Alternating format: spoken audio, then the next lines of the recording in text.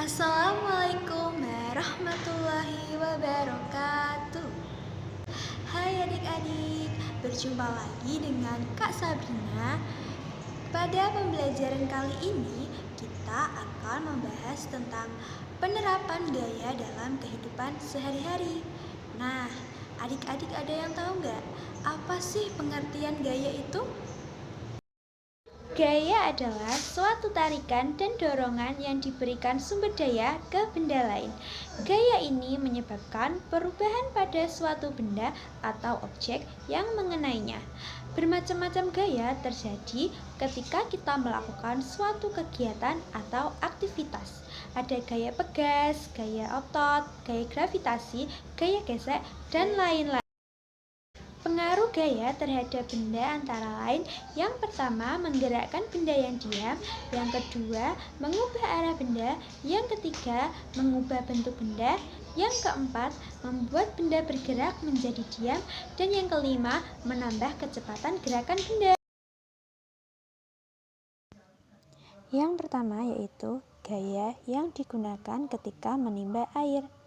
Ketika kita menimba air di sumur yang ditarik dengan katrol, maka timba yang berisi air akan bergerak ke atas. Beberapa gaya yang digunakan adalah: yang pertama, gaya otot. Kita menggunakan tenaga kita atau kekuatan otot untuk menarik timba. Yang kedua, gaya tarik. Selain menggunakan gaya otot untuk menarik tali tambang pada timba dengan dibantu katrol sebagai pesawat sederhana. Yang ketiga, menggunakan gaya gesek.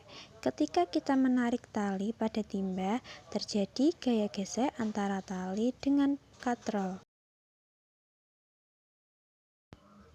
Yang kedua yaitu gaya yang digunakan ketika bermain ketapel. Sewaktu anak-anak bermain ketapel, maka ada beberapa gaya yang dipergunakan, yaitu yang pertama, gaya pegas. Gaya pegas digunakan untuk melemparkan batu yang berada di ketapel. Gaya pegas pada ketapel berasal dari karet ketapel yang ditarik. Dengan ditariknya pegas pada ketapel, maka batu pada ketapel akan terlempar.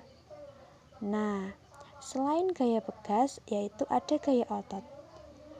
Kita juga menggunakan gaya otot untuk menarik tali karet pada ketapel agar lontaran batu yang ada di ketapel menjadi kuat dan kencang. Selanjutnya yaitu gaya yang digunakan ketika bermain layang-layang. Gaya yang digunakan pada saat bermain layang-layang adalah: yang pertama, gaya tarik. Ketika kita menarik benang layang-layang.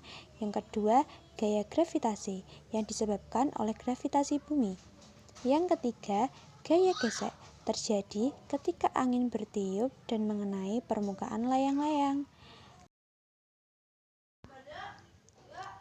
Yang terakhir yaitu gaya yang digunakan ketika bermain jungkat-jungkit.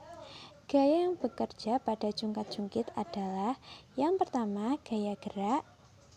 Karena pada saat bermain jungkat-jungkit, pemainnya akan saling dorong-mendorong. Yang kedua, gaya gravitasi. Saat itu, orang yang lebih berat atau dorongan yang lebih kuat akan naik dan lebih ringan akan terjatuh. Pada saat jatuh, terjadi gaya gravitasi. Yang ketiga, gaya pegas. Bagian yang ada di tengah-tengah jungkat-jungkit menggunakan gaya pegas.